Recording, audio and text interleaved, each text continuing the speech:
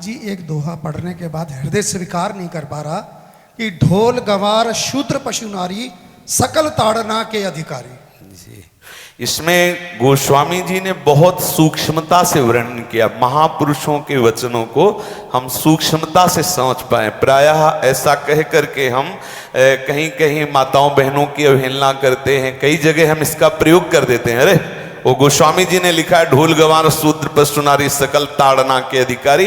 अब इसकी व्याख्या सूक्ष्मता से सुने और विचार पूर्वक। शास्त्रीय प्रमाण के अनुसार ढोल है ना, ढोल को ताड़ना चाहिए।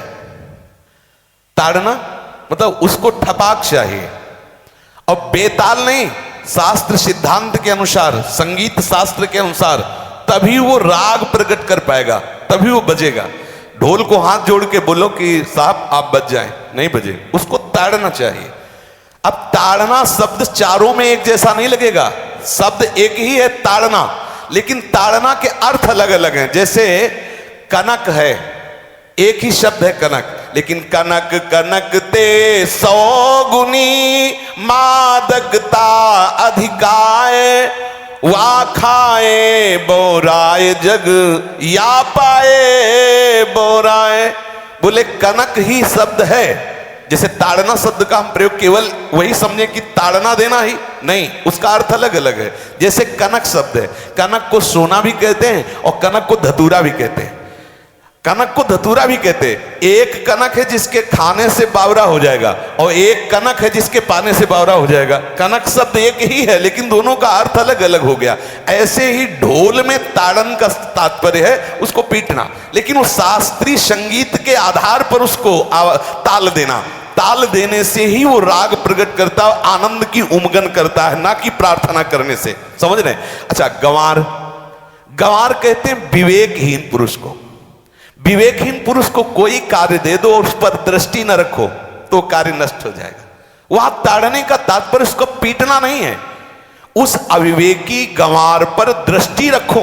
जो आपने कार्य सौंपा है, जो भी कार्य उसका है, उस अविवेकी पर दृष्टि रखना ताड़ना हुआ। उस पर दृष्टि रखो, क्योंकि वो अविवेकी है, गंवार है, वो कार्य प्रणाली ठीक जानता नहीं। आप जहां त्रुटि होता संभाल लेना तो वो संभल जाए, क्योंकि वो गंवार है।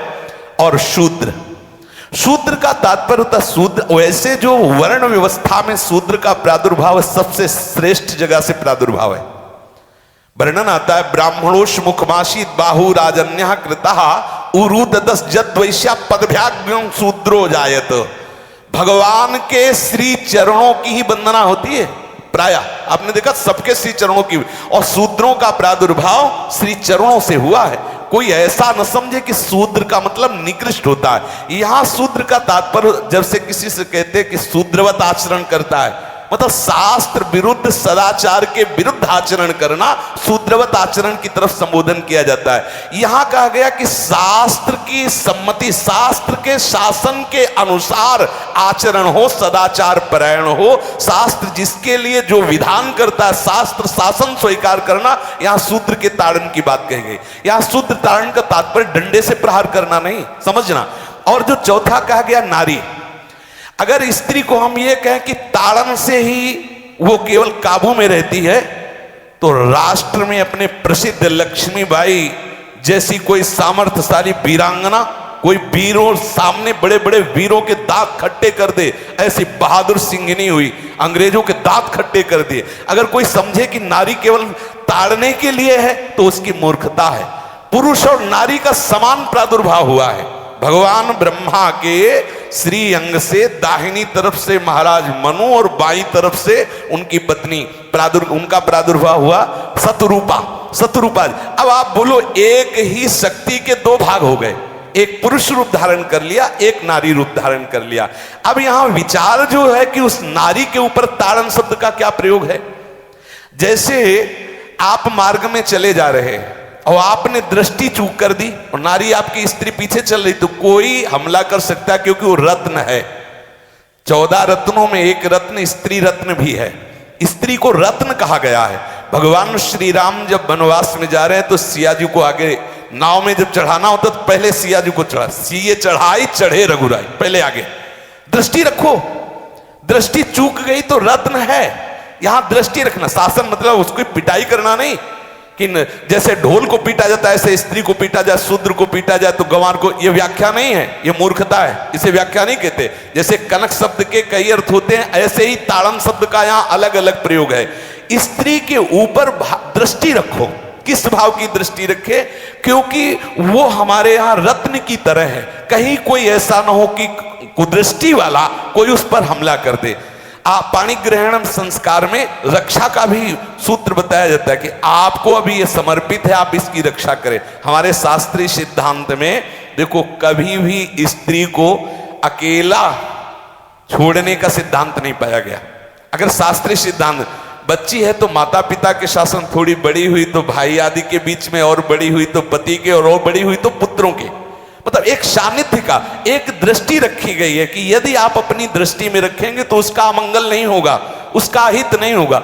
ये जो जैसे मानो कोई सी स्त्री को अकेला कोई पा गया और कुमार्गगामी वृत्ति वाला हुआ, तो आज जो घटनाएं सुनने को मिलती हैं, अगर हमारी दृष्टि हो उस पर तो ऐसा नहीं हो सकता। और दूसरी बात यह है कि स्त्री को बुद्धि स्वरूपा भी माना गया। भगवान से भीष्म जी कहते हैं, मैंने अपनी कुंवारी कन्या बुद्धि को, हमारी कुंवारी कन्या है बुद्धि, सदैव सुरक्षित रखा है, आज आपके चरणों में समर्पित करते हैं। तो शास्त्र शासन के द्वारा बुद्धि को सदैव अपने अधीन रखो, कहीं बुद्धि कुमार्गगामी ना हो जाए। यहां स्त्री के ताड़न का केवल एक सूत्र है कि आप उस पर दृष्टि बनाए रखें, कहीं स्त्री रत्न कहीं अपवित्र ना हो जाए, कहीं दूसरे का किसी तरह से कुमार्गगामी लोगों का ऐसा कोई बर्ताव ना हो जाए, इसलिए सावधान। वहां उसको पीटने का शब्द नहीं है कि ढोल गवार शूद्र परशुनारी सकल ताड़ना के अधिकारी। ताड़ना का तात्पर्य वहां पीटना नहीं तो विद्वता में देखो तो एक से एक, साधुता में देखो तो एक से एक, वीरांगना देखो एक से एक, ऐसा नहीं कह सकते। क्योंकि जो सामर्थ्य पुरुष में वही सामर्थ्य भगवान ने स्त्री में भी दी, क्योंकि भगवान के ही दो रूप हैं, एक स्त्री और एक पुरुष, समझ रहे ना। तो इसमें एक ताड़न शब्द का कई अर्थ होता है। भगवान की साक्षात शक्ति स्त्री है। अगर कोई इस भाव से देखे कि स्त्री तो केवल ताड़ना मतलब केवल गाली दे के बात करना, ऐसा नहीं।